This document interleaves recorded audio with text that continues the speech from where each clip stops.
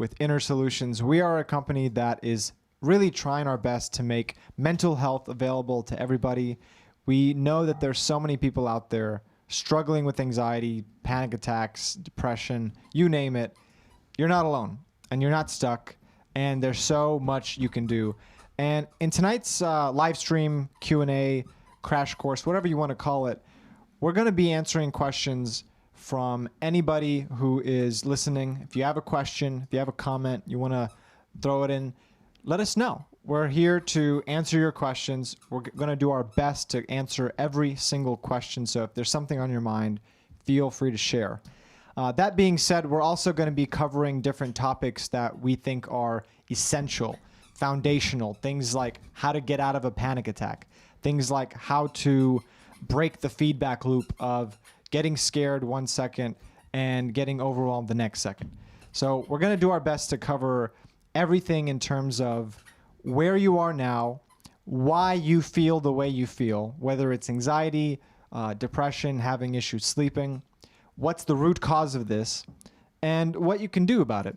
We're a company that believes in drug-free solutions. We're not anti-drugs. If you are on medication right now and you are being served by it, great. But our methods are drug-free and natural. We implement a lot of lifestyle solutions, things like cognitive behavioral therapy, things like meditation, things like exercise. We use therapy methods that are cutting edge, things like IFS therapy, where we dive into your parts, dive into the different aspects of your psyche, your inner child, and we heal and we release emotions on that level as well. So there's so much that we cover, and it's all natural based. So if you have a question about it, feel free to ask, feel free to reach out if you'd like to know more. But let's get started. Let's see. Noel says, hey guys, I haven't been sleeping lately. I've been on edge lately. Hey, we hear that all the time, Noel. Very common these days. People are having trouble sleeping, feeling a bit on edge. And those go together. When you're on edge, naturally you have a hard time falling asleep. And when you're not getting sleep, naturally you are more on edge. So what to do about it? Well, when it comes to sleep in particular, there are a number of different aspects to it. Number one, which is probably the most common that we see, is when people are falling asleep, they are thinking too much, and the thoughts that they're thinking are waking them up. So, maybe you're sitting there and you start to feel a little anxious. Maybe you're sitting there and you start to feel a little overwhelmed. Those thoughts and feelings are going to naturally keep you up. So one part of it is knowing how to calm yourself down as you're going to sleep. Another big part of it is being in a fight or flight mode throughout the day. So for example, if you are on edge all day long, you just can't take a minute to even slow down and relax. Then when you go to bed, you're pumped up with all this cortisol, adrenaline, all these stress hormones, and they're going to make it very hard for you to fall asleep. So that's another aspect of it. A big one is our diet. Sometimes people will drink coffee, or they'll have a lot of spicy food or a lot of sugary food right before bed. And of course, that'll help to keep you up as well. So there's different methods. Noel, if you want to share why you think you're having some of these methods, feel free to share.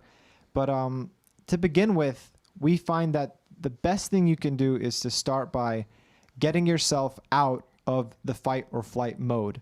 So the fight or flight mode is a mechanism in your body that activates when there's danger, when there's a situation where you need to fight or run away. Your blood starts pumping into your arms and your legs. Your heartbeat might go a little faster. You're just literally on edge. So to get out of fight or flight, we use a simple method where we breathe. 2 inhalations, 1 slow exhalation. And this can really, really help to make us feel like everything's okay. By breathing in that particular way of 2 inhalations, 1 long slow exhalation, you kind of signal to your body that you're safe. And this can go a long way to helping you get out of fight or flight and to calm down as you're laying in bed. Now, for anyone new joining us, my name's Ennis. What's up? I'm Jim. Hi. And we're Inner Solutions. So do you want to give a quick introduction for anybody new here? Yeah, so we see a lot of new names here, which is fantastic, guys. Welcome to the channel. Welcome to the live stream. This is a community that we're building from two guys who suffered for a long time from depression, panic attacks, anxiety, who went through the ringer of therapists and medication, and it was not sustainable for us. So we've committed our lives to helping other people who are going through similar things that we're going through holistic methods. So different models of therapy combined with good health behaviors, combined with a lot of really great support to clients and support to the community. And so what we're doing with this live stream is trying to, number one, destigmatize so that you guys know that you're just not alone in this. This is millions and millions of people suffering from panic attacks and high anxiety. And also having a space where you can ask whatever questions you want related to mental health. It doesn't have to be panic attacks, it doesn't have to be anxiety. We're 100% here to help you. We have studied this stuff for so long out of necessity for survival. And I think the number one thing we want to, besides you're not alone, to portray to you is also you're definitely not stuck where you're at. Now, it's not always an easy road. It's not always a quick road, but you are never, ever stuck, no matter how long you've been suffering, no matter how intense your panic attacks are. I see we have a bunch of questions about different symptoms. We want to help you understand that even though it feels like you're dying or going crazy, even if you have these headaches, these really bad tension headaches, or your heart feels like it's going to beat out of your chest, that this is anxiety. This is the reality of what panic attacks feel like, and you're not going crazy or going to die from it. Now, that being said, it is so important that you prioritize your health and your mental health and your physical health, because these two are so related in that your life of freedom from high anxiety, from panic attacks, or whatever mental health ailment you're suffering from is like unbelievably incredible. Like, do you remember the difference between maybe 10 or 15 years ago when you were suffering regularly to now where it feels like things have been under control for years? Yeah, it's an unbelievable difference. I remember back in the day, I'd wake up with a feeling of anxiety, a feeling of kind of dread, like, oh no, I'm about to face the day. I'd go through the day feeling tired, feeling down, sad, angry, anxious. I'd be upset with people. I wouldn't have good interactions. I'd kind of just mope through the day. And then at night, I would distract myself with TV and food and just kind of try to distract myself from my life until eventually late at night, even though I was exhausted, I still felt kind of wired and couldn't fall asleep. So I'd take some kind of drugs or something to help me fall asleep. It was a sad existence.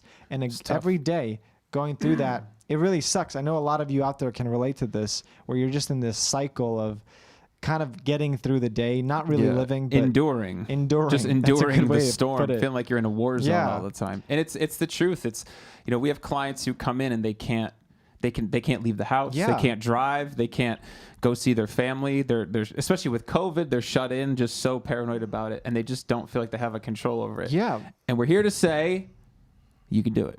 You're not stuck. That's just where you are now is not where you have to be. Now I wake up feeling calm, excited, kind of looking forward to the day. I have energy. When I interact with people, there's a sense of peace and connection and good feelings. I'm not angry all the time. I'm not sad all the time. I'm definitely not anxious anymore. There's a sense of things are okay. And I'm not using substances not nearly in the same way to distract myself and to kind of numb myself out of this existence. And yes, at night, I fall asleep feeling good, feeling fine. And I say all this stuff not to brag, but to tell you it really, really is possible. Going from where I went and from where Jim was, which is the same place, to where we are now, all we did was we followed a certain format of mental health, including exercise, meditation, cognitive behavioral therapy, different energy work, different practices and exercises that are designed to help you feel better. When you combine that with research and just studying how the mind works and what causes happiness, it really, really is possible for you watching this right now to feel a whole lot better. It's just a matter of taking those actions. And before we get too into this, because there's a lot of people suffering, I want to get to the chat real quick. Guys, if you're new and this is the first time here and you've never had a call with us, send us a message here on Facebook, or you can email us at hello@innersolutions.academy, and you can set up a free call with us, a free 45-minute coaching call where we can hear about what's going on with you and give you some strategies to move forward and just put you on the path, like just give you the boost to get you moving in the right direction. Because at the end of the day, you can get lots of support, you can get coaches and counselors, but you have to be at the center of getting over this for yourself, and I promise you can absolutely do it. Okay. Exactly. Let's get to the chat. Let's get to the chat. And go ahead and post the link to the where they can schedule a call, because we want to get on the phone with them. So What's the link? it's the it's in there. Okay, so I saw a lot of, as Jim mentioned, there was a lot of questions right off the bat about this symptom, that symptom. Is it okay to feel this? Is it okay to feel that? And just as a general answer, right off the bat, yes. If you're feeling a certain symptom, anxiety can cause almost any symptom. Yeah. It can be a fast heart rate. It can be shortness of breath, a pain in your chest, dizziness, feelings of tingling all over the body, feelings of depersonalization, derealization. You might feel like you're going crazy or feel like you're about to have a heart attack. You might feel like things are just off. You might feel like brain foggy, like you're living in a hazy dream world. You might feel like random aches and pains through your whole body. You might have digestion issues. You might have an upset stomach or no appetite or trouble sleeping. There's so many different symptoms that can come from anxiety, because anxiety affects your nervous system. Okay? So your nervous system touches every area of your life. All of your senses, all of your perceptions of the world, they are filtered through your nervous system. And so when you're overstimulating it, it's hard to feel normal. You know what I mean? 100%. Absolutely. Let me look at Jamie here. So Jamie's saying, I have PTSD and panic disorder. I've been off and on head meds my entire life. I don't work outside of the home because of it. Jamie, number one, unfortunately, that's a common recurrence here. People who can't leave the house because of it, whether they can't drive or they're just so scared of having a panic attack in public that they're scared of what happens. So as far as meds, I mean, so we advocate people use meds obviously as needed. We're not psychiatrists in any way. We advocate them as kind of a short-term solution for some short-term relief to really be able to get some mental space to dive into the source. Because a lot of what these symptoms are symptoms. They're symptoms of the panic attack, but they're symptoms of something deeper, some kind of inner misalignment, some kind of overstimulation of the nervous system like Ennis was talking about. And so you really have to get intentional about getting with a coach or a counselor and diving in deeply. And Jamie, it's just important to remember you're not stuck, even though you've been suffering. And I'm really sorry that you can't leave the house. That's rough. Yeah. Lynn says, my anxiety is awful and I take medication and it doesn't last long. I am on Xanax 0.5. I always feel anxious. Lynn, can you share a little bit more information about what kind of anxieties you have and how it's affecting you? Unfortunately, again, with Xanax or other benzos, they become habit forming and they become like your body builds up a tolerance to them, so they have less of an impact. Yeah. It's rough. I agree. Sherry says, I often feel like I can't get a full breath and stay breathy for a long time. So I'm gonna answer your question in a way that's slow, because I have the same problem. Sometimes I get ahead of myself and I go really fast. I feel like I have to rush an answer when I'm talking to people. And when you do that, you put a lot of pressure on yourself. Is this your way of telling me I'm talking too fast? This is a way of telling myself I'm talking too fast. Sorry. And Sherry here. So part of that is you're putting pressure on yourself. You're feeling like if you don't talk fast, people aren't going to listen. You're feeling like you have to respond in a certain way or something bad will happen. So I'm here to tell you it's okay to slow down. When you're interacting with people, just slow it down, just like this. Take a deep breath and acknowledge, like, okay, It's okay to breathe. It's okay to take my time. So this is a mentality that you can slowly start to build. And when you say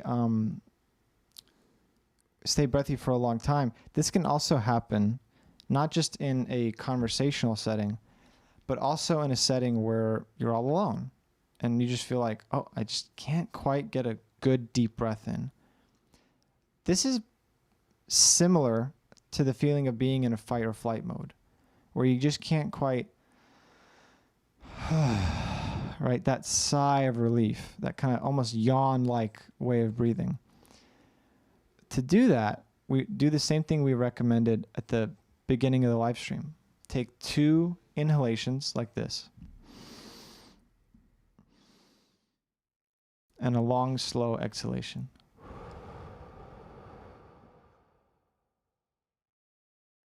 Nice. Why don't we all just do that together? Okay. Anyone listening? It's good for you in every way. Yeah. Just like this.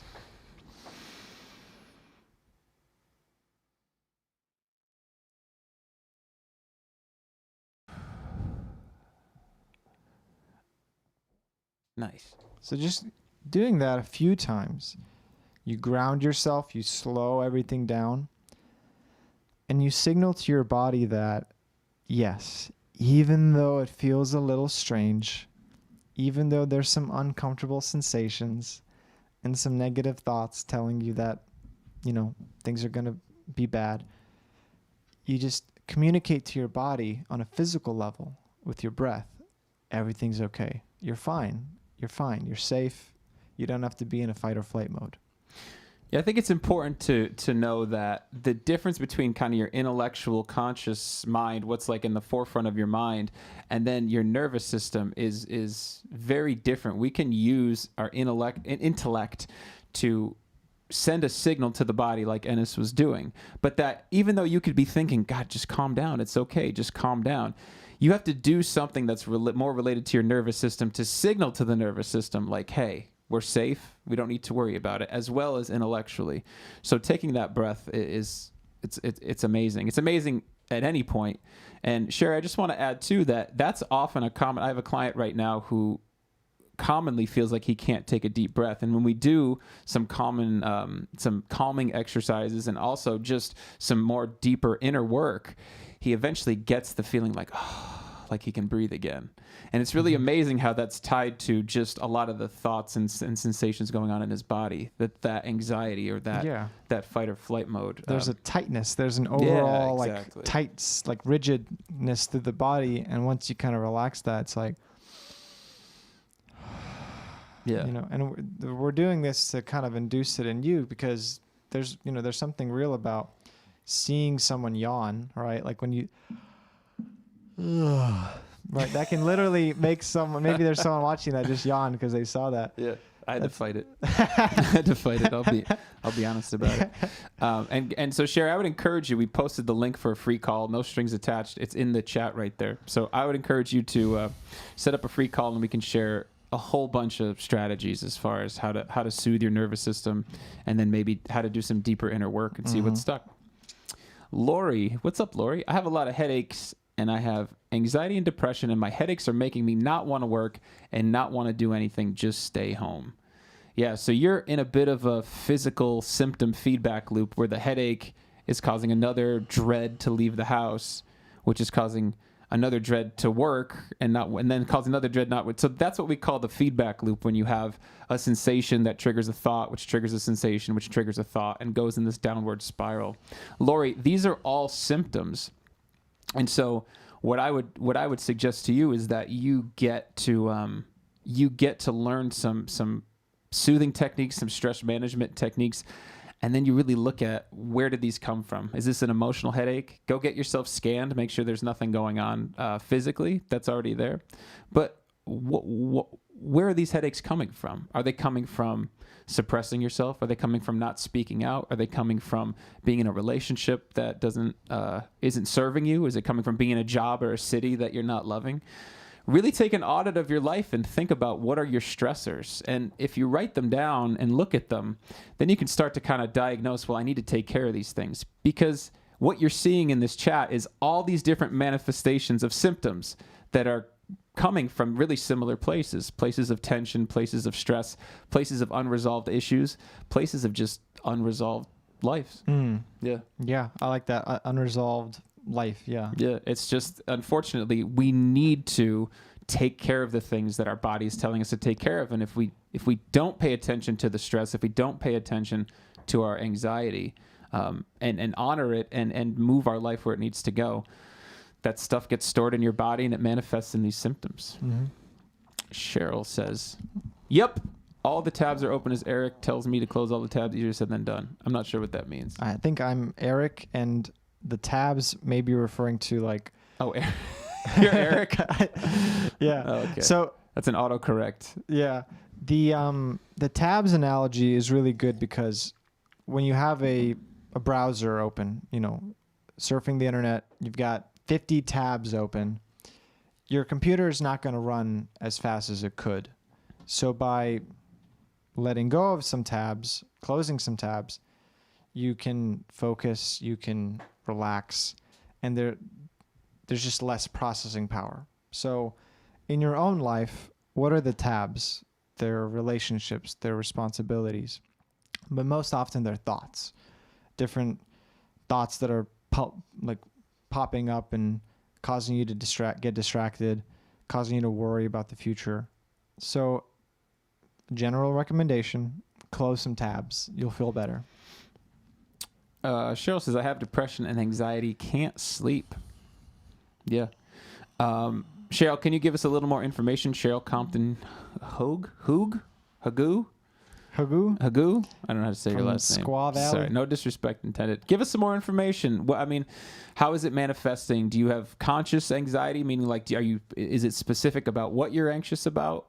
Or is it just general anxiety just across the board? Because I promise if we dug in, we'd be able to find really specific areas in your life that you feel anxious about. Anisha says, hi, Anisha. Tara says, hello, Tara. Anisha says, I felt like Ennis a few months ago. Cool. Denise says, all this is so familiar, complete exhaustion. Yeah. That can, as you're going through the day, it's like, man, I'm just tired. I'm tired of being a person that I don't want to be, tired of feeling ways that I don't want to feel. And it can be exhausting. One of the things that we often talk about is the exhaustion of persona fatigue.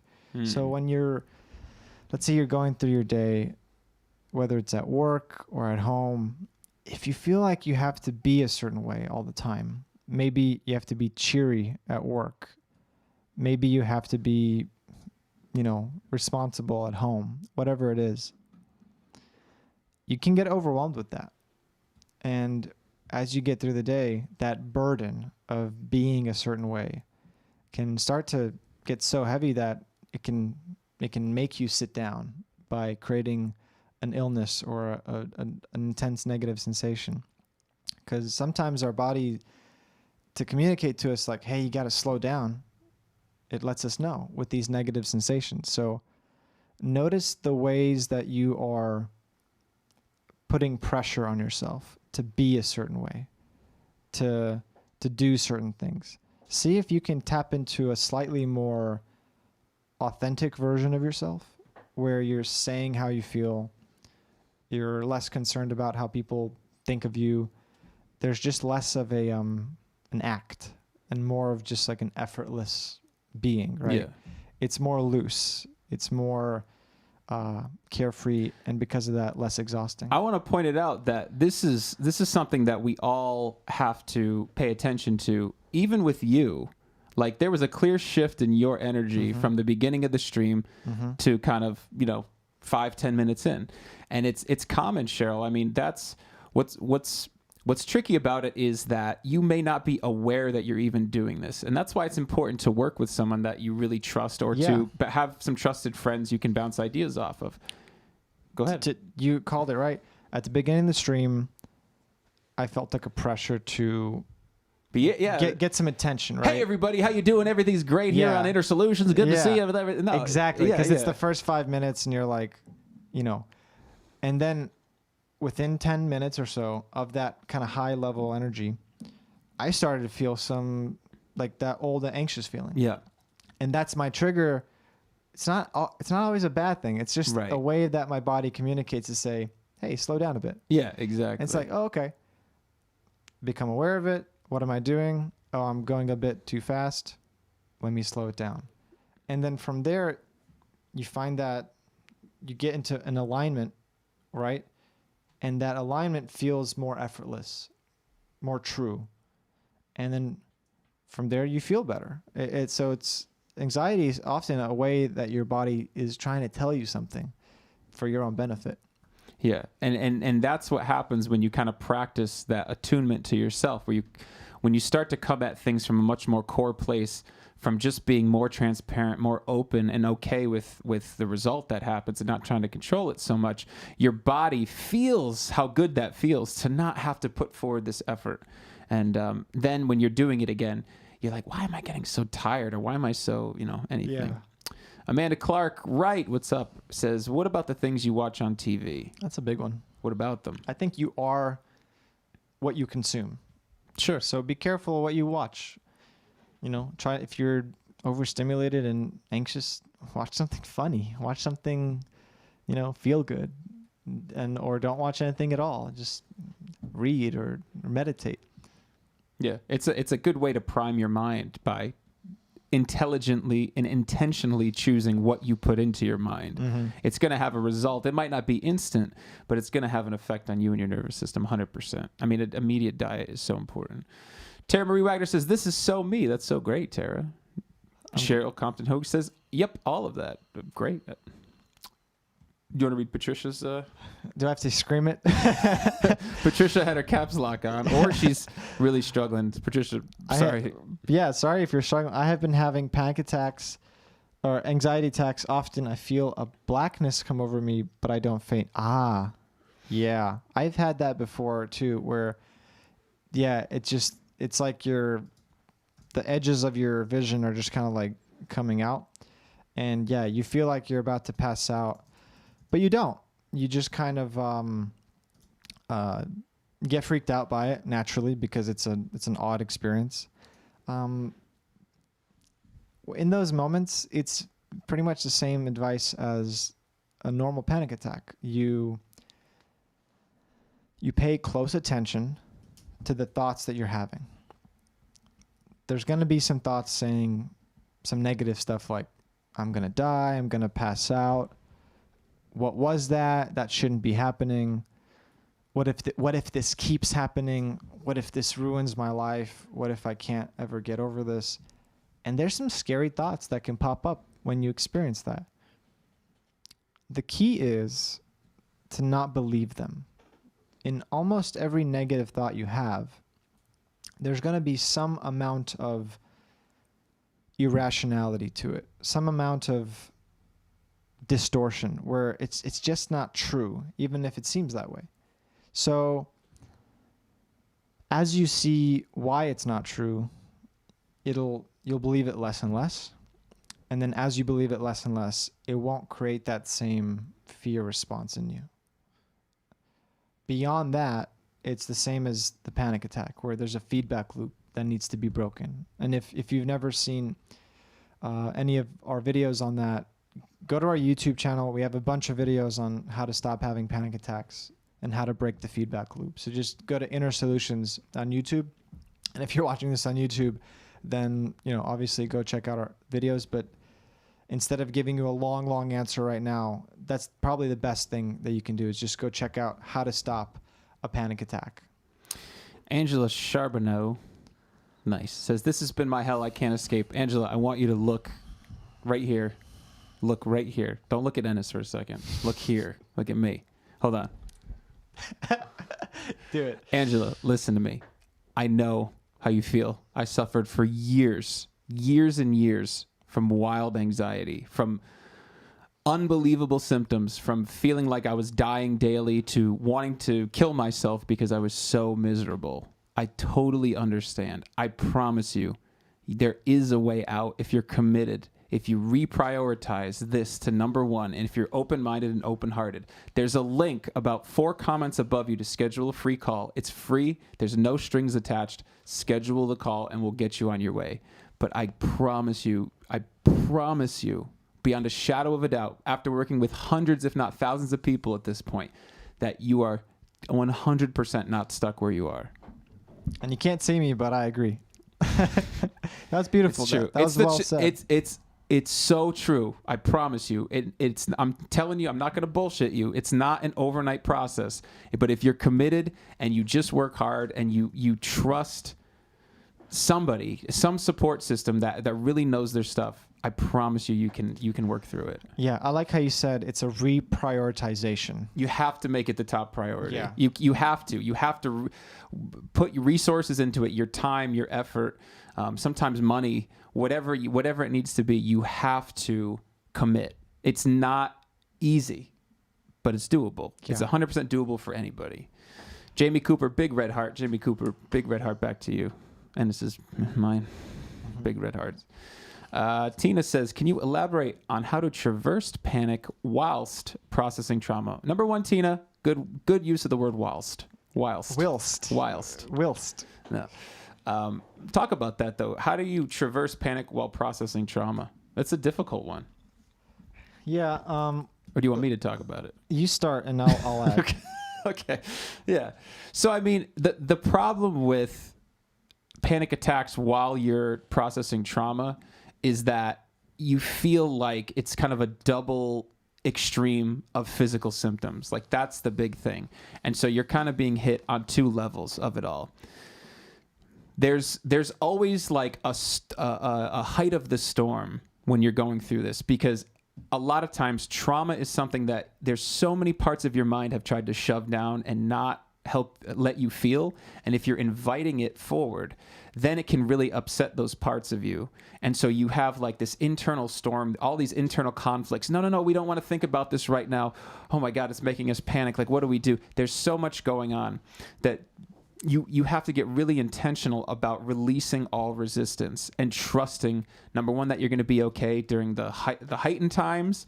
And number two, trying to just differentiate and target the different parts of you that are going wild at the time. So like trying to help that inner child, trying to calm the part of you that's resistant, trying to calm the part of you that is telling you, I can't handle this, I can't do this anymore. Like Ennis was saying, you don't have to believe those thoughts. You have to notice them and be able to just let them pass or let them flow through while staying grounded. That can be hard when these thoughts are tethered to a really heavy feeling. And it can be really hard if you're already in some kind of like situation where you already don't feel great, or you don't have a nurturing situation. So it's a mix of a lot of soothing, of a lot of processing and accepting, of a bit of enduring and staying grounded. And it's just going to be a marathon. And I promise you, there will be an eye to the storm. There will be a point where the storm slows, and then there will be a point where the main part of the storm is over. It's really and it's really difficult, but it's really necessary, totally necessary. So you're just trying to go minute by minute and quiet the resistant and the scared parts of you that feel like you can't handle it, because I promise you, you're strong and you can. I 100%. That was well said. I really agree. What I would add is whether it's processing trauma or processing old emotions or traversing a panic attack, fundamentally what's happening is there are some sensations in the body that don't feel comfortable. And those uncomfortable sensations make you feel out of control, make you feel like, what if I have to feel this way forever? Makes you feel stuck and bad. And there's so many stories that we end up telling ourselves about those sensations. We might say things like, this is going to last forever. This is going to be how I am. There's nothing I can do to get over this. This is going to kill me. There's so many stories and self-judgments and projections into the future that we make. But what we've learned again and again is that these sensations can't hurt you. The processing of old emotions, the panic attacks, they are uncomfortable. I know that. I know they're uncomfortable. Yeah, we've been through it, man. But Big time. they can't hurt you. They're just sensations. And as you practice different forms of acceptance, whether it's meditation or just straight up being with the sensations, they tend to move through you. Like the old emotions that come up can come up and leave. The panic attack that hits will hit and go. And so instead of it being this intense pain for hours and hours and hours, or days and days and days, you learn how to let go. And when I say let go, I mean that in a particular way. I mean it in a way that you just stop resisting the sensations there, primarily by stop telling stories about them. So a great question to ask yourself is, what would this moment be without my story about it? What would these sensations be without my story about it? What would life be without my story about it? And on and on and on. So this really, really helps that whole process, whether it's processing trauma or moving through a panic attack. That really is one of the key elements to it. This sense that I'm not going to put up such a fight. Not in the sense that, when I say put up a fight, I mean it in a particular way. It means that you're not resisting those sensations. You can put up a fight in the sense of reading the books, showing up to sessions, doing the work of getting better, and you put up a fight on your healing journey. But in that moment, that millisecond of like, oh, there's a sensation. Do you fight it or do you accept it? Do you welcome it in? If you can welcome it in, it changes the relationship to it. It suddenly doesn't become your enemy. It becomes this messenger trying to tell you something, or this friend that's supporting you in a certain way.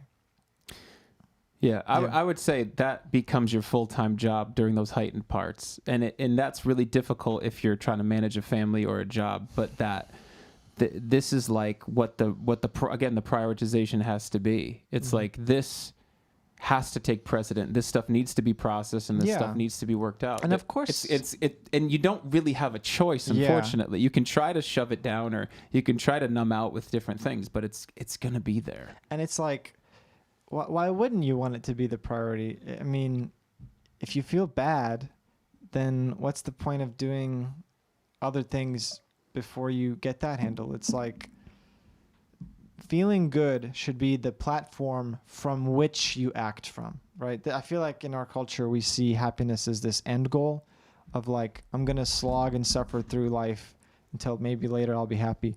No, it's like life begins once you are feeling good and calm and happy.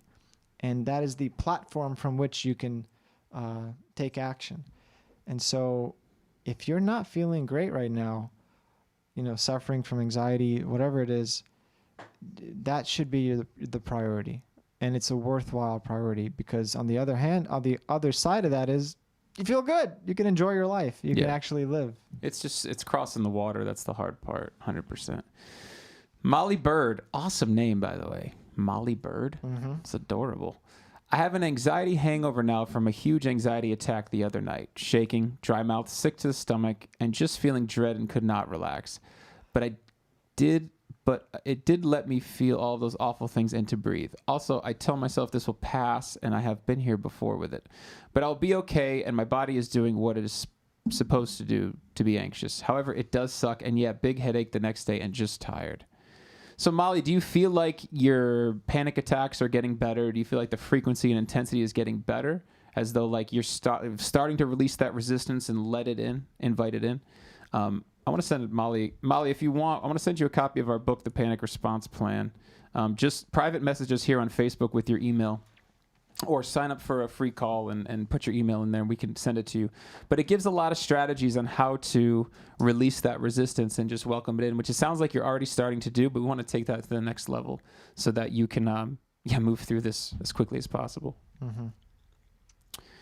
Lynn says, I even have trouble sleeping and I wake up in a panic every night. This is really common.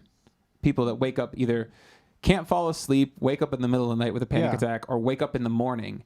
And then it's not that they wake up with a panic attack. They wake up and then they're worried about when I'm going to have a panic attack, and they start that feedback loop, and it turns into a panic attack. Yeah, and it's all these like emotions and feelings that you've been doing your best to hold back and like not think about and distract yourself from. Yeah. And then when you wake up in the middle of the night or in the morning, it's like your defense mechanism is a bit down. Yeah. And so all of it comes up, and it's a way of saying, it's a way of your body letting you know, like, hey, there's some stuff that needs to be addressed here.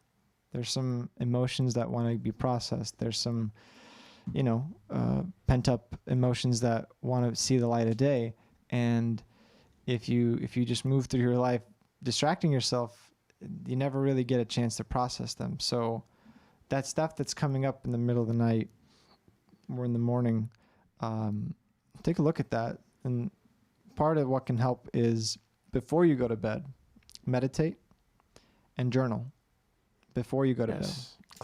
Clear your mind before you go to bed, and try to live a life with as much resolution as possible. Pretend like you're going to die next month, and you got to get your affairs in order. Those things that you haven't said, say them. Those, important things you haven't done yet, do them. When you live in a way that's resolutioned and you are clearing your mind every night, that can really, really help to sleep better. Yeah, that's a suppressed emotion theory, which is suppressed emotion is the number one cause or one of the top causes of anxiety and panic attacks. So, and like Ennis said, anything that feels unresolved or not said or just stuck in a situation needs to be resolved 100%. Sharon Fucci Fox, favorite name. There she is. Sherry asked, like workouts? Do you remember the context of this? I don't quite remember the context. I'm sorry, Sherry. Could you expand on that? Sherry, expand on like workouts. Tara says, you are both amazing. Oh, thank you so much. I think the breathing issue affects so many of us suffering from anxiety. It can be very debilitating. Yeah, she was talking earlier how it's hard for her to take a breath. Yeah. 100%. Yeah. Mm-hmm. Yeah, it's a sign of tightness. It's a sign of, the fight or flight, definitely. Mm. Cheryl says, mine is when I'm just at home. When I go to my daughters and hang out with my grandkids, I feel more alive. It's interesting, Cheryl. I would look into just some alone anxiety, some like fear of being alone. And a lot of times with people who suffer from panic attacks, it's the fear of something happening when they're alone and nobody being there to help. Yeah. Or, having some horrible sensation and not being able to get to the phone or something like that. So, Cheryl, I would encourage you to schedule a call so we could get back into that. And guys, go ahead. And remember, you're not alone because you're still surrounded by a bunch of thoughts that are causing the anxiety. So think about that. I want to talk about thoughts before we go. If we get through these questions, I want to talk about thoughts and what we were talking about the other day about your thoughts are messengers and and I think that's extremely important. Mm-hmm. Cheryl Lippert says, nope, going to sleep. My boyfriend tells me. Okay. Cheryl says just general. I'm having trouble following this. Okay. Don says, I'm tired of being tired. Yeah. Yeah. Well, think about it like your fight or flight mechanism is meant to go off when there's danger. This is what happens to like soldiers when they're in a war zone. Their fight or flight is on all the time. So if yours is triggering just day to day constantly, it's releasing adrenaline into your bloodstream. So you're going to have this really hyper moment, and then you're just going to have all this adrenal fatigue afterwards. So your mind and body are in a heightened state, like you're in a war zone or attack zone. And that's one of the reasons you're so damn tired. It's hard. Yeah. Tara says it's hard to put on a happy face when you feel so anxious almost all the time. Tara, we've given a lot of pretty good answers about prioritizing feeling better and all the things that you can do to feel better. But if you feel particularly stuck, like if you've already been trying a bunch of things and you just feel like it's not working, that's a bit of a different story. So reach out to us, because if that's the case, let's dive into it. Let's see what's going on. Definitely. As Jim said, there's a link above. Schedule a call. It's a free call. let's get to the bottom of why you feel that way, and let's see what you can do about it. Definitely. And guys, we actually have a video coming out this week on our YouTube page about the kind of two extremes of what Tara's talking about here, which is people who are suffering in silence and then people who can't help but talk about their anxiety all the time. And we talk about how to find balance in there. For you, Tara, it would be how to start to share to where you're not expecting other people to fix it for you, but you're also not just shut down inside your walls feeling alone, where you can share with people and gather compassion and gather empathy and feel much more connected, which will help to disarm some of your anxiety. Yeah. Steve-O says, someone told me today playing an instrument or music helps anxiety. Maybe, Ennis, maybe at the end you can play that guitar for us. Yeah, maybe you can play some guitar for us. Yeah, that'd be great. It's a little do-re-mi. I agree. It's like when you are full of emotion and you just are having a hard time getting it out. And furthermore, maybe you're having a hard time focusing on something and getting lost in something like in a flow state. Music is just this perfect thing where you learn, you focus, you get into a flow state, you're training your mind, you're thinking in different ways, and you're releasing a lot of emotions through the music, and you're having fun. So yeah, for you anybody out there who's suddenly got a lot of time on your hands, maybe you're in retirement or maybe you're like not working and you feel alone and at home stuck with your thoughts, get an instrument, take up music finally. Don't use age as an excuse. There's plenty of people who can teach you how to play a guitar or piano or whatever, no matter what age you are. And so, yeah, look at that as a way of feeling better. Right. Chris and Grace says burnout, basically. You know, we've all been there. I'm usually just a depression gal, Michelle says. But back in June, I had an episode on the way back from vacation where I had tightness of chest, dizziness, off balance, and an inability/uncoordination to move my left arm and leg. Ever since then, more symptoms have been developed, and it's been nonstop since. Very frustrating. Michelle, we always advocate first thing you do is go get checked out by your doctor 100%. But you're right in alignment with a lot of symptoms of either some kind of panic-inducing event, meaning like you fried your nervous system. Sometimes that happens with like, and I'm not accusing you at all, Michelle, but sometimes that happens with like a night of heavy drug use or a really intense psychedelic experience. Or it could just happen from some kind of accident or some kind of really traumatic event. There's so many, like, the reasons why people have their first panic attack is endless. There's so many reasons. Like, you can have it for being stressed and underslept, and the first time doesn't really matter. What matters is after you've had that first panic attack, you are suddenly obsessed with what if it happens again? What if something's wrong with me? What if this? What if that? And it's those interpretations and stories you tell yourself after that first panic attack that create the feedback loop, where you get stuck and constantly are avoiding the panic attack. So from that point on, anytime you start to have a sensation that's remotely similar to that first time, you go, oh, what if it happens again? And that creates so much resistance, so much fear. And it's like, that is ultimately causing those symptoms to develop and keep going nonstop. So at the core of it, you want to break the feedback loop of what's going on. And ultimately that means you stop telling the stories. Those sensations cannot hurt you. They're just sensations. You don't have to have another panic attack. That it does not mean you're going to live this way forever. It does not mean that there's something wrong with you. Obviously get checked out, and, you know, for the peace of mind to have some tests done and a doctor to tell you, like, yes, there's nothing wrong with your heart. There's nothing wrong with your brain or body. You're healthy as far as we can tell. It's probably anxiety. When you know that, you can move on and say, I'm okay. Yeah.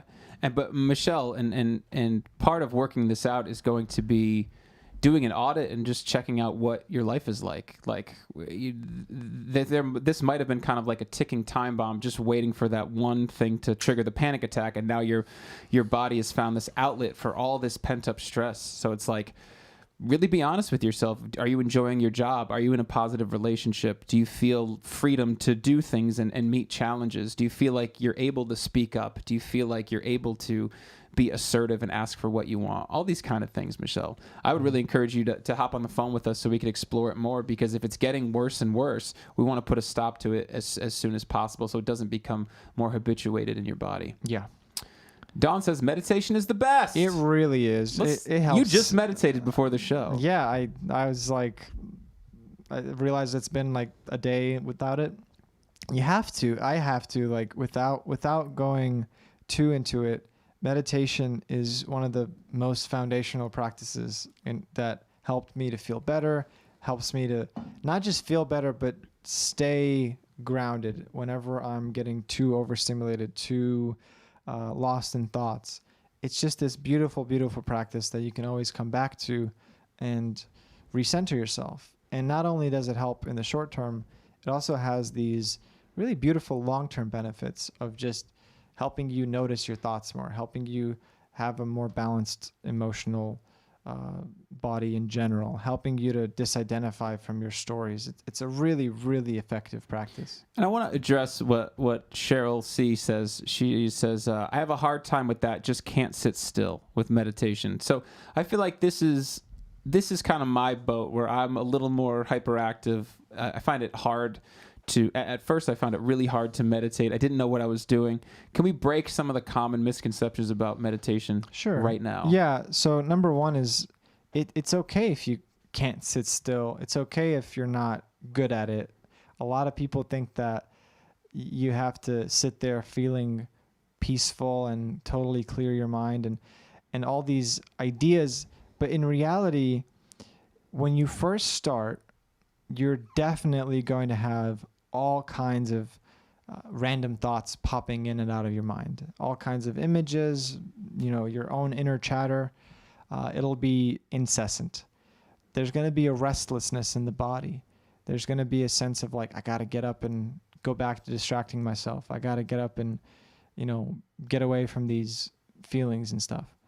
And that's really just a sign that you're going to really, really benefit from it, right? It's kind of like, when you first start exercising, when you tell people, hey, go run a mile. Oh, I could never do that. Well, okay, you can't do it now, but as you build yourself up to it, right, you're going to feel amazing once you get to that point. And so with meditation, if you can't do it for 15 minutes, then do 10. If you can't do 10, do 5. If you can't do 5, then just do 2 minutes a few times a day throughout the day. But build up that ability to just sit with your own emotions and feel what is currently there in your body. Yeah, just observe what's happening in your mind. I think that was the big thing for me, is that you're not going to clear your mind. Like, that's not the goal necessarily. That might be a byproduct over time, is being able to control your focus, but just notice what's going on inside your mind. Don't identify with it. You don't have to absorb it as true, but just notice what's happening. Cheryl says, that's me. Lots of negative thoughts and anger. Mm-hmm. So let's talk about negative thoughts. Let's just break this down. We just made a video about this. Did we release it yet? Okay, No. So that'll be released this week as well. So let's sum up that video for everybody as far as negative thoughts, because this is one of the key reasons why people have trouble sleeping, or they wake up out of their sleep and can't go back to bed because they have negative or really ruminating thoughts. What are the source of negative thoughts, and how should you treat them? So when you're going through the world, your brain is taking in an unbelievable amount of information. I mean, it's truly almost infinite how much information is coming at you. Your brain has to make these shortcuts in order to save mental processing power. And when it makes these shortcuts, sometimes those shortcuts lead to misinterpretations of the reality around you. So this is why we have things like cognitive bias, cognitive distortions, and just misperceptions in general. So when you are thinking about your situation or the future or the past or other people, oftentimes your brain is accidentally creating these misinterpretations. And there's many types of misinterpretations. In the book Feeling Good, Dr. David Burns describes some really common ones, such as all or nothing thinking, where you see everything in black and white categories, like either I'm a perfect person or a total failure. Future telling, where you are predicting what's going to happen next. It's usually in negative terms, as if you know the future. Mind reading, thinking about what other people are thinking and feeling like other people are judging you, even though you have, of course, no idea what other people are thinking. There's things like magnification and minimization, where you blow small things out of proportion, or you kind of ignore big things to just feel good. There's things like blame, where you blame yourself way too much for things that are not in your responsibility, or you blame others way too much for things that are not their responsibility. All of these and many, many more are types of distorted thoughts, where you are misinterpreting reality. And because of that, you are causing yourself to suffer. That's a really important note. Almost always, when you're thinking a negative thought, it's almost always distorted in some way, in an irrational way, or just an overly negative way. It's just not true. You can think of it as you're fooling yourself. Basically, depression and anxiety are like these illusions of the mind that are created when you believe these irrational, totally nonsensical thoughts. So when you stop believing those thoughts, you feel good. And so how do you stop believing those thoughts? It's something along the lines of, first of all, identifying and becoming aware that just because there's thoughts in my head doesn't mean, number one, I'm choosing them, or number one, I have to absorb them. Mm-hmm. Get really curious and also compassionate about how you treat these parts of you that have thoughts, because we're wired for survival. We're constantly evolving and learning new things, and we develop thought patterns. We develop these sub-personalities that are meant to protect us from feeling negative feelings, from danger or perceived threat. And so a lot of negative thoughts or judgments, and especially anger. Anger is a protector. In dealing with anger, you want to try to find underneath what's the hurt or fear, so you can come at whatever, wherever your anger is being pointed at, with a lot more clarity and depth of character, meaning coming from your deeper, more core you. Mm-hmm. Guys, it's important to also remember that all of you at your core are very, very calm and confident. These thought patterns that we develop that are causing these panic attacks, are causing you to feel very reactive or over emotional. They're just parts of you that have developed. And so in the same way that they developed, they can be helped, they can be unburdened, they can be understood, and they can attach to you in a healthy way once they're helped and you have this kind of internal alignment. Yeah. 100%. Have you ever heard, Lisa H says, have you ever heard of having a panic attack while sleeping? Yes. 100%. You? Yeah. We just had a question about it earlier, right? It's unfortunately very common. Nicey says, good stuff. Hey, good stuff to you too. Debbie A says, my anxiety is worst in the morning, feeling like head fog. There was a comment right above that. Molly Bird says, it helps me too in riding my bike and being in nature. I just want to say, being in nature is one of those things where you hear it all the time, like, oh, go be in nature, go be in nature. Being in nature has very, very real, measurable, significant therapeutic effects. If you go and spend an hour walking around in nature, that has a real effect on you in a positive way. Yeah. And when I say nature, I do mean like surrounded by trees or near the water. You don't want to necessarily be downtown.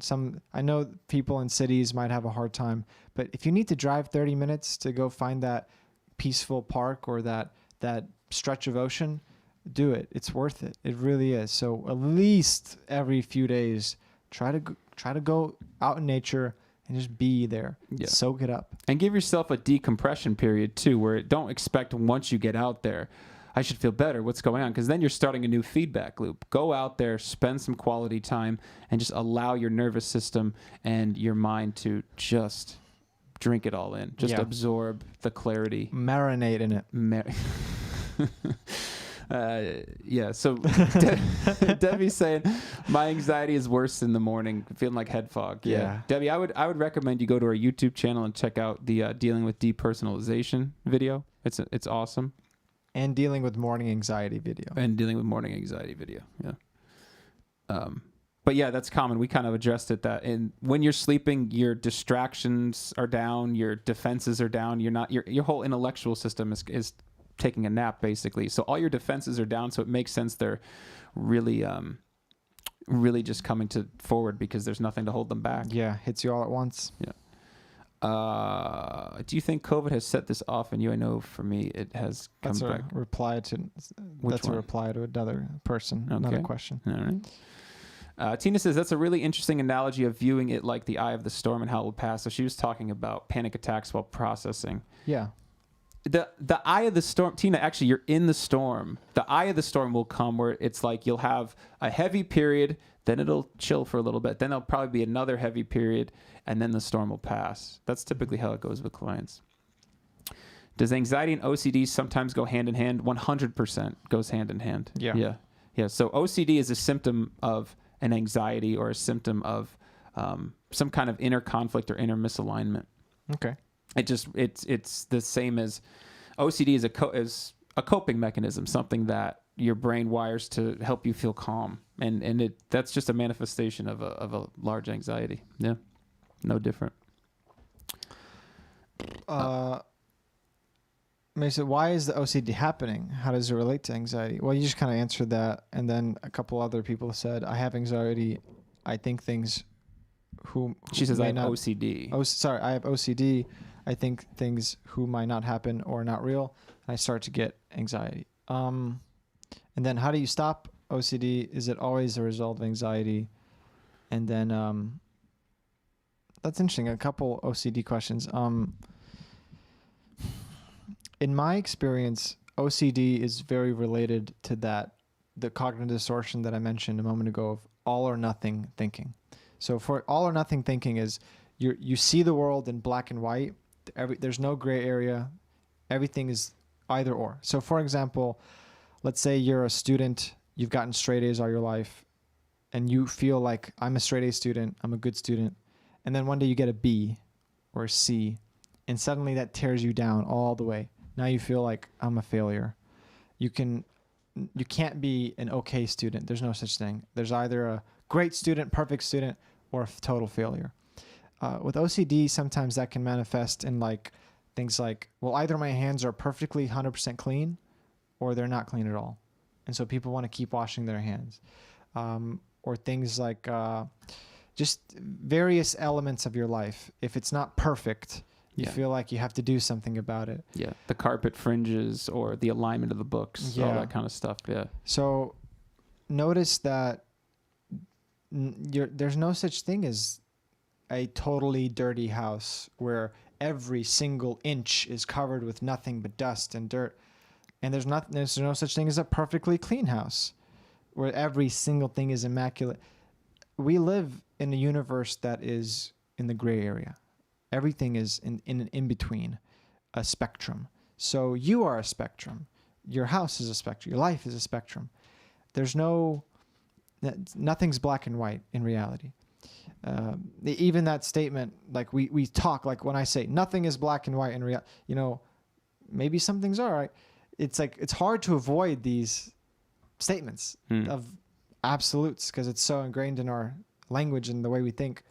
But yeah, OCD is very similar to, it's very often caused by that particular distortion of all or nothing thinking. Yeah, and I would really frame it as the compulsions are a symptom, and so you want to find out what the source is. Yes. I would highly recommend getting with a great coach or counselor and doing some internal family systems work where you can, understand this compulsive part and get in touch with it, and then also really get in touch with the part that the compulsion is protecting you from feeling. So the compulsion gives you some sort of satisfaction, some sort of focus to not feel something else that you don't want to feel. And once you do that internal work, and once you get in touch with that part and you help it release the burden and you help it release some of the stuck emotion, I've seen amazing things happen with people with OCD or really heavy body dysmorphia, which is on par with that. And it's incredible. So I would recommend you guys, set up, click that link for a free call so we can at least refer you to someone or refer you in the direction of how to do that. Yeah. Let's try to, we got 15, 30 minutes left. Let's try to blast through some questions. Wait, 15 or 30? About 30, yeah. Oh, okay. Yeah. 15. What are you talking about, you coconut? Okay. Yeah, that's a good one, you coconut. You coconut. All right, so we're going to do a lightning round here. How do you stop the OCD? Is it always result of the anxiety? Yeah, we kind of talked about that. Wake up with pounding heart in the morning. Dawn, unfortunately, that might be the signs of some form of anxiety, or you're moving into a panic attack.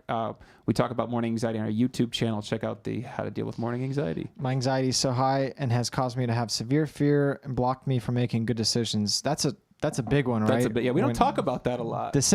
Your life is a series of decisions. Yeah. And when you make poor decisions, you end up with more anxiety, more depression. Yeah. And that can lead to more bad decisions. And so it is a tough cycle to break out of. But just be aware of when you are in a good mood or you're in like a not as crappy mood, that is when you need to make some big decisions and like write it down and kind of write a note to yourself like, this is the right thing to do. When you're feeling bad, you can kind of refer back to it. Yeah, exactly. Priming your mind. Yes, absolutely sucks. Waking up out of sleeping with heart racing already. Joy. Yeah, that's the panic attack out of sleep.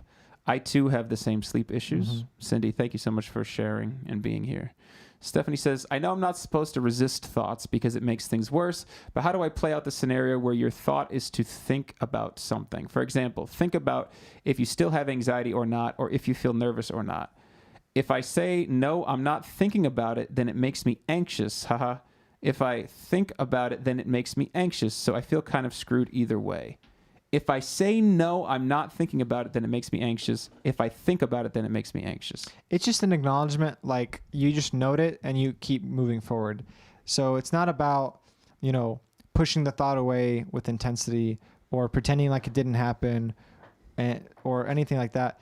What it means to not resist it is you just kind of note it real quick. Like there's a thought, you literally can say to yourself, oh, there's some thinking about this topic. Okay. And then you move forward.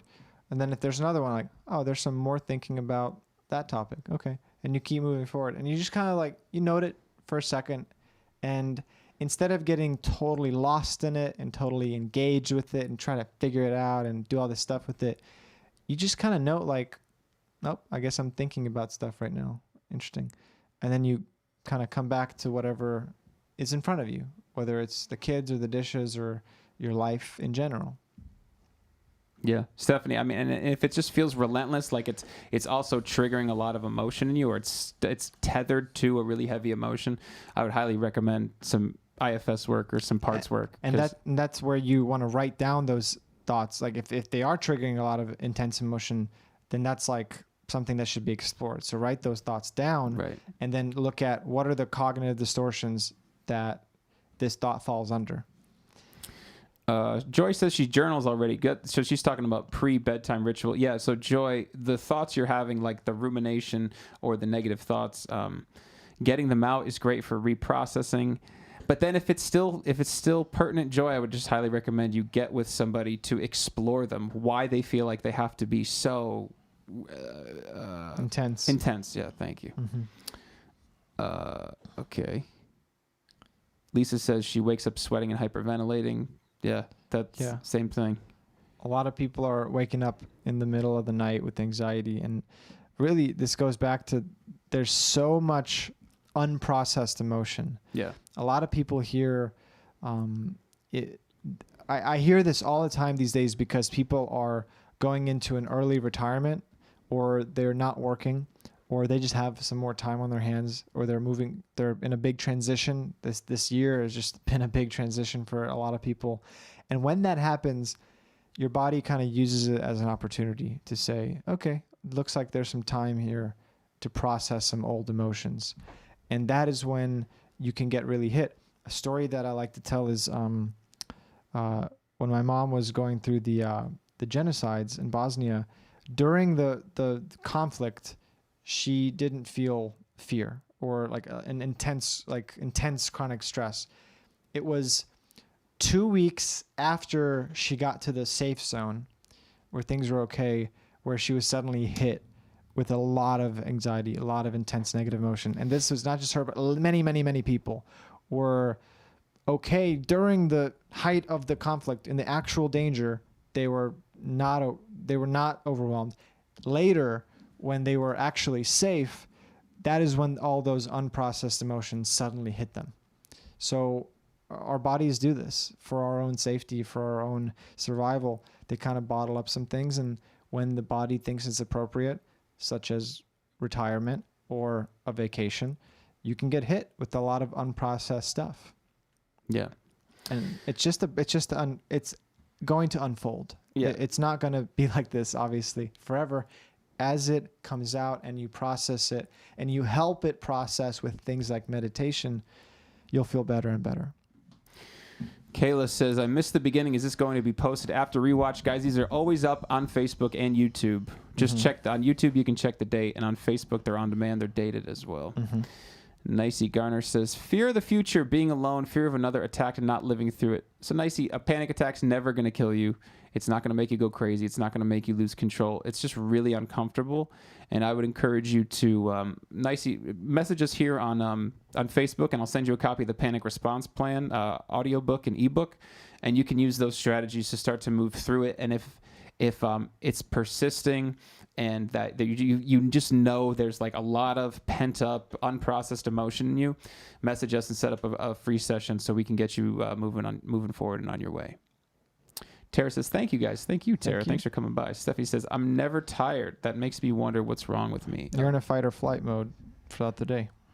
It's really that simple. You're running on cortisol and adrenaline, and that's okay. That doesn't mean that that's not going to be an issue, but eventually you do want to calm your body, to let it rest, let it settle down, so to speak. Yeah, Joyce says it happens almost 24/7. Joy, yet you're in that wild, heightened state, and you just need to start. Once you start getting the ball rolling, you'll get some momentum and start feeling better, but you have to break. Sometimes you just have to will your way through a behavior at first so that your body feels the positive result, and then you start to get a little momentum. Cindy says, please may have a copy of the Panic Attack book. Cindy, send us your email. We'll send it to you. Michelle Bolin says, it was my first attack, and I have gotten a full workup with all the serious things I ruled out. What? Are you looking at me for something? No. Okay. You are exactly right. What if it happens again? It is always on my mind and body. That's part of the feedback loop. This is what gets people with panic attacks, is the fear of the panic attack. Yep. That's the worst part of the panic attack, I promise. It's not the physical sensation. It's like Ennis was saying, the story during the panic attack, but now it's the fear of the panic attack. And this is why people don't want to leave the house, don't want to drive, don't want to go to the grocery store, don't want to go to work, because they're scared that they might pass out. It might break other people might think differently of them, or they won't be able to get help if they're alone. Yeah, 100%. All right, we're banging through these here. We're 20 minutes behind here. Amenity sus to where I'm so negative. I was told today I think positive how. All right, be careful with thinking positive. Here's the key to thinking positive. It has to be true as well. If you don't believe that positive thought, it won't do you any good. It's going to make it way worse. If you don't believe a thought, it doesn't cause an emotion. So if you believe a negative thought, it causes a negative emotion. If you believe a positive thought, it causes a positive emotion. What gets people is they try to go from one extreme to the other, where it's like, I hate myself. No, I love myself. Well, if you don't believe that you love yourself, it's not going to register deep down.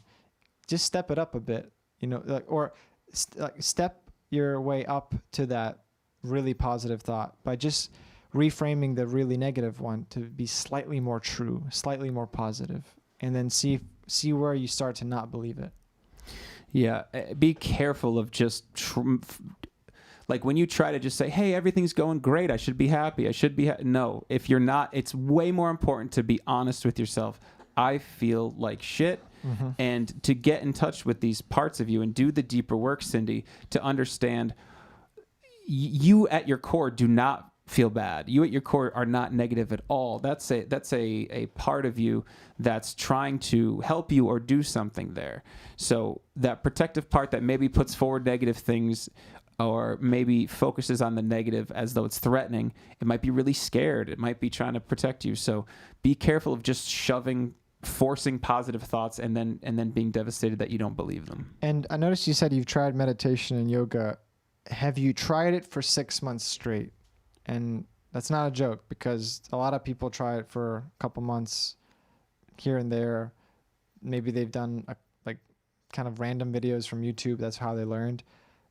I guarantee you, if you go and learn from a proper teacher how to do a proper meditation or a proper yoga session, and you stick with it for 6 months, it will transform your life. Yeah, without resistance or trying to force it to be something it's not. After a recent visit to emergency room, peace of mind came after being told no heart attack, just acute panic attack. Yeah, that's good. You like we said, you're not dying. So the story was, this is a panic attack, or this is a heart attack. This is a heart attack. I'm dying. Somebody comes in and says, nope, that story's wrong. Pain goes away. That's the key. Once the story leaves, the pain goes with it. Dawn says, yoga is great. Kayla says, not sure if you've already covered this, but I have panic attacks and are often triggered by hypochondria. Then I find myself repeating the phrase, do I feel sick because I'm anxious, or am I anxious because I'm sick? It's hard to tell if symptoms are causing anxiety or is anxiety causing symptoms. So, Kayla, first of all, stay tuned this week. We have a video on our YouTube channel called Health Anxiety. Yeah. That was a good one. It's a good video. It's dense, though. It's got a lot of information. Yeah. Are there pieces you want to pick out of that to tell Kayla? I think basically you're onto it. You're asking the right questions. Am I feeling anxious because of the symptom, or is the symptom causing anxiety? What's the cause? Basically, you want to look at, are you feeling when you notice that sensation and you start to think, could this be something else? Does the sensation grow for a second?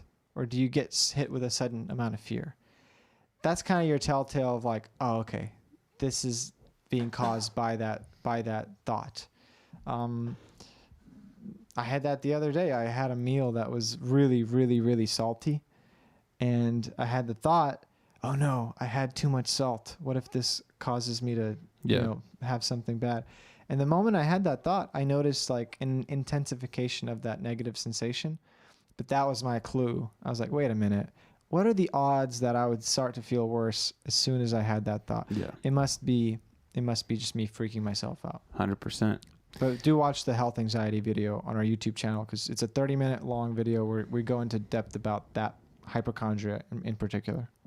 Joy's never been good at meditating, especially during panic attacks. I wouldn't necessarily recommend, well, I mean, trying to stay grounded is sort of a form of meditation during a panic attack, but I wouldn't recommend thinking about meditating during a panic attack. I agree. Yeah, it's like a different set of practices. That's like going jogging while you're having a heart attack. you wouldn't jog during a heart attack. Don't meditate during a panic attack. That actually is a good way to put it, because it's a preventative thing, not a immediate thing. Meditating don't work. Yes, I future thinking. I don't know what that means. Debbie A, but meditating, if you think it's not working, that means you're either using it wrong or you're trying to force it to be something that it's not. It should be very seamless, very effortless. It's just a skill set that you're developing. That's a good way to put it. It's like, I want to lose 5 pounds today. Will jogging work? Yeah. Well, no, it won't, because you can't lose 5 pounds today. You have to kind of have a process with it. Exactly. You were offended by that. You're a big meditator. I can feel the stank. Offended. I can feel the stank in your voice. I'm just kidding. How do you stop believing the thoughts? Cindy, first I would recommend go to the YouTube channel, check out the video. Is it up yet? We have not put that up yet, right? No, it's not yet. Stay tuned this week for the negative thoughts and ruminating thoughts video. Basically, it's just starts with just the awareness of you're not your thoughts. These are just thoughts, and your thoughts are a byproduct of your experience with your genetics mixed with your parts. And so you just have to switch from noticing them, or switch to noticing them. Right now, you're identifying with them. just switch to noticing them. Pretend like you could pull this thought or this part of you that's producing this thought out of your body, put it next to you, as if it's a separate entity. That's really the most accurate way that these parts of you should be personified.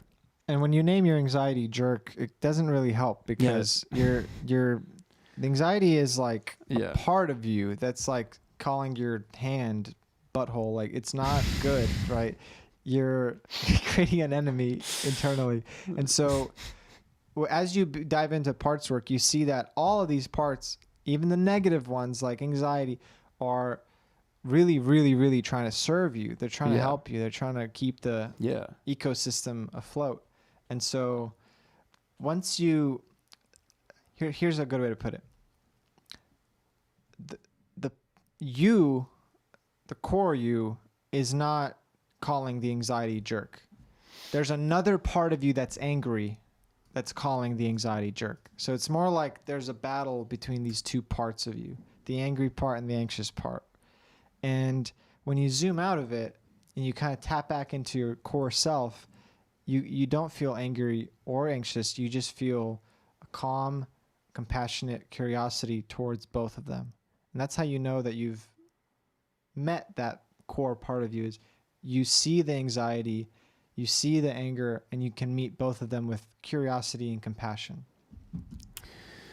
Kayla says, I'll add, I've had many tests. Doctors have found nothing wrong, but I still cannot convince my brain that the doctors didn't miss something. I will be told nothing's wrong, and instead of feeling relief, I feel defeated.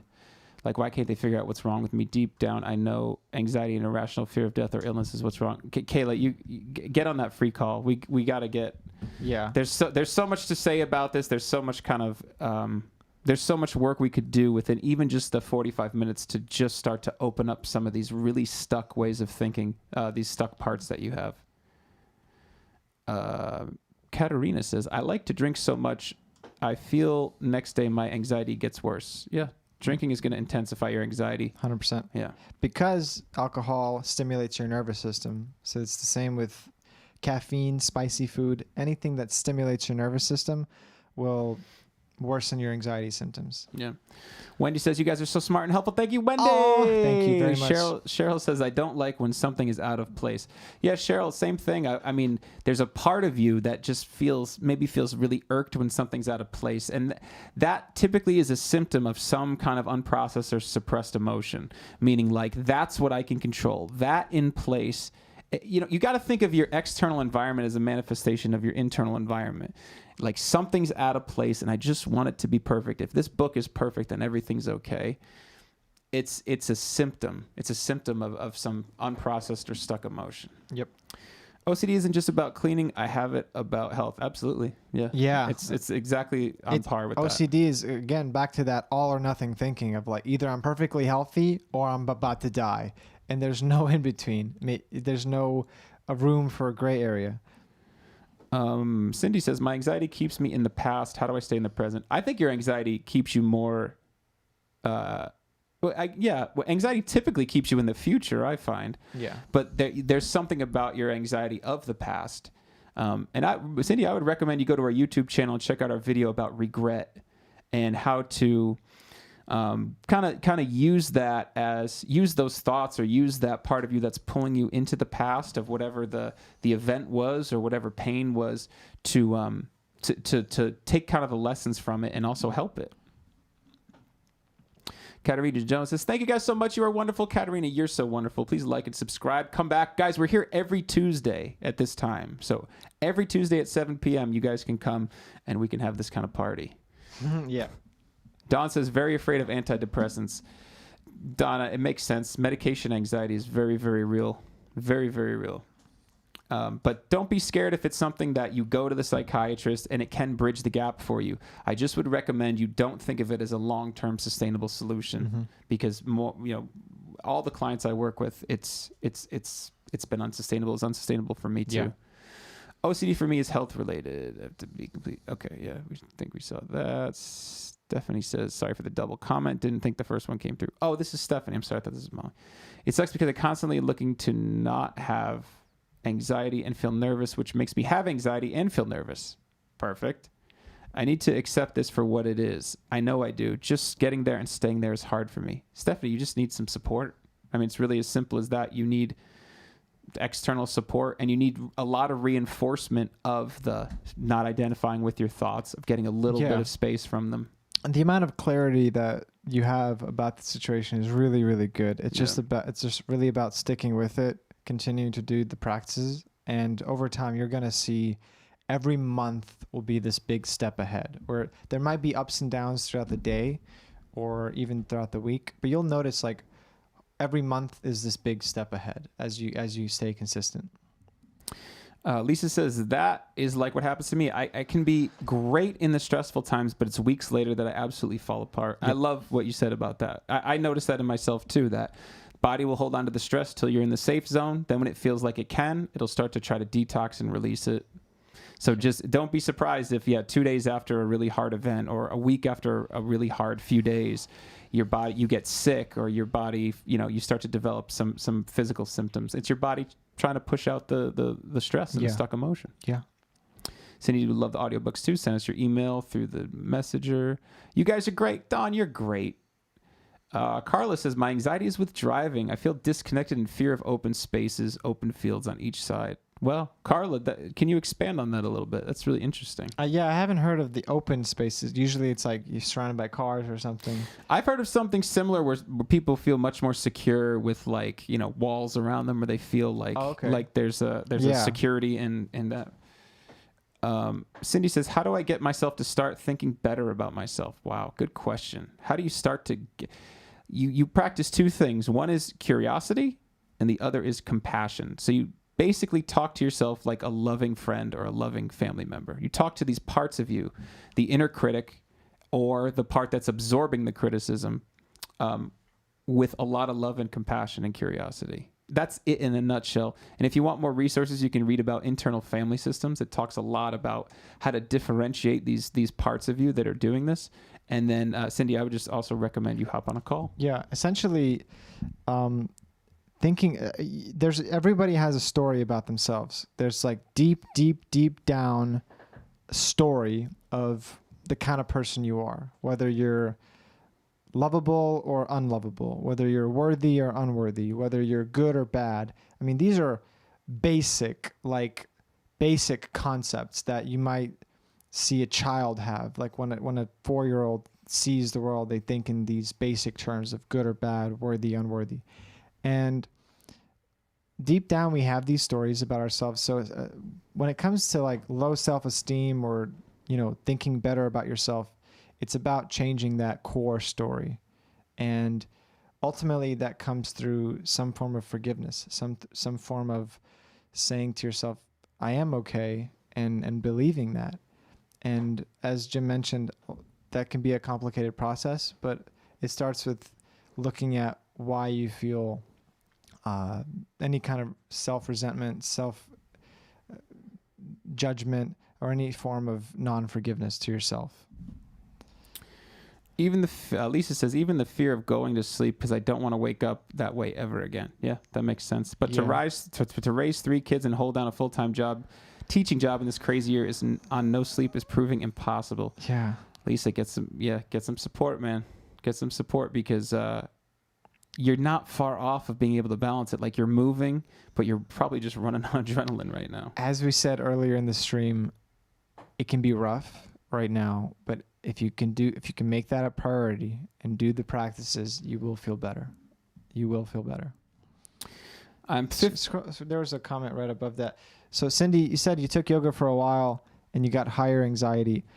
So 2 things there. Sometimes there are certain practices in yoga that can stimulate your nervous system. So those practices have you breathe in like fast ways. So you might do like, and that is meant to kind of amp you up, and that has certain benefits.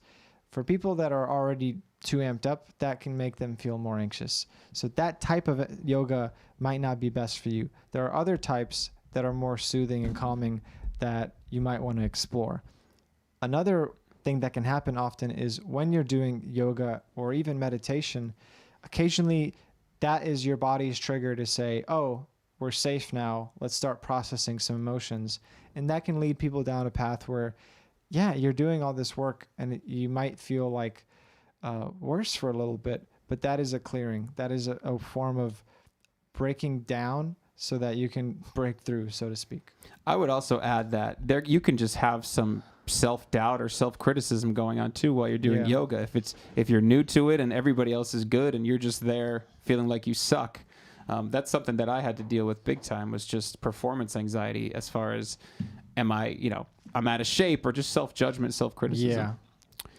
Molly says, I'm 51, extremely well read about anxiety. I do still have it at times, but do know how to go through it. Literally let it float over me, and I know it is not dangerous. You guys totally have given me all the correct advice. I am just saying you are very knowledgeable and current. Oh, Thanks, thank you Molly. very much. I feel like we passed the test. I appreciate it. We did it. We did, yeah, we did it. Molly was grilling us. Thank you, but I really appreciate that. Thank you. Thank you. Tell your friends. Cindy Howard says, 7 years of therapy for anxiety and I feel stuck, getting more negative since COVID and not working at my church 5 days a week. Cindy, I had to go evolve through therapists, meaning like I went to a therapist, kind of felt like I plateaued and then had to kind of move on to the next one. It might be time for you to evolve and get some new skills, or the methods that your therapists are trying to use just aren't for you and you need to try some new methods, 100%. Joy says, me too, to Cindy. Mm-hmm. Oh, Joy, I'm sorry. My guys, looking forward to what you send me and to watch you again. Where do I send my email to you? Just message us here. In the Inner Solutions messenger. So don't post in the chat, but send us like a message on our Facebook page. Yeah. Or at hello@innersolutions.academy. Boy, we're going to have to... Or schedule a call, preferably, Cindy, so that we can actually talk to you. Because it sounds like you have really great questions and you're particularly stuck. And to be frank, I don't know if the self-guided book will be enough for your situation. So please schedule a call. Let's get on the phone and try to hash this out. Good question from Stephanie. Can you separate a thought and observe it when the thought immediately gives you a sensation? I feel I don't have time to separate it and let it go because my body already reacted. Then I feel like I can't get on top of this. So great question. Thoughts and sensations come together. They often happen very quickly. And these days, I always notice the sensation before I notice the thought. It's just kind of, for me, the way it happens. And that's okay. There's nothing wrong with that. When you notice the thought or sensation and you start to realize like, oh, I'm feeling a certain way or I'm thinking a certain way, that's your cue. That's your moment to pause and start to look at the thought. And it's okay if you don't catch it immediately or if you get stuck in it for a few minutes. That's normal. That'll be part of the process. And as you continue to practice and get clear on why these negative thoughts are not true, and you practice meditation to be able to observe them more and more accurately, you'll be better and better at letting them go faster. Cynthia says, I want to thank you very much. You two are saying the same thing my therapist has been telling me. I've had a very rough summer and fall. I will check out your videos. Thanks again. Cynthia, so much love to you and good luck. Oh, wow, thank you. Super helpful, thank you. Hey, guys, a lot of love. Mm-hmm. Overthinking is terrible from Dawn, but so hard to stop. Dawn, I wouldn't recommend you try to stop it. I wouldn't recommend you put a stop sign in front of your thoughts. I would recommend you try to work with it and understand why it's happening and try to get in touch with the parts of you that are producing the thoughts. Stay tuned on the YouTube page, Dawn, for the ruminating thoughts video. Cindy, my therapist says my anxiety keeps me in the past, holds me from moving forward. That is an interesting. I haven't heard. Anxiety is very future related, but yes, it can be caused by the past. Cindy, you've got to get on a call. Let's call because I want to talk to you. Yeah. Carmen says winter gets me so depressed and sad. Summer make me feel happy. Yeah, same here. Wintertime when you're low on vitamin D and you're just not getting a lot of that sun, it can be hard. But I recommend starting the day as early as possible so that you can see the sunrise and get out there and get as much sun as you can during the winter and take vitamin D and find some awesome winter activities to make, like, change your association with winter. Yeah, that's a good one. Completely change it. Find some fun things to do. Buy a new coat. Buy a new hat. No, for real. Bundle up. I agree. Use the creature comforts to your advantage so that you're reinforcing your reward system. Hey, winter can be awesome. And get out there. If you feel like you're stuck inside, of course you're going to be anxious. But if you go out there and start to adventure with it, it's going to be completely different. I love that. Stephanie says, isn't it weird when you talk about anxiety, you're not anxious? I feel the most comfortable when I'm talking about it. I wonder what that could mean. Hey, that's a good question. It's a good question. Look into that. Maybe you're suffering in silence. I loved myself, loved my life before my accident, end up with my anxiety disorder. Cindy, I would, get on the phone. Get on the phone.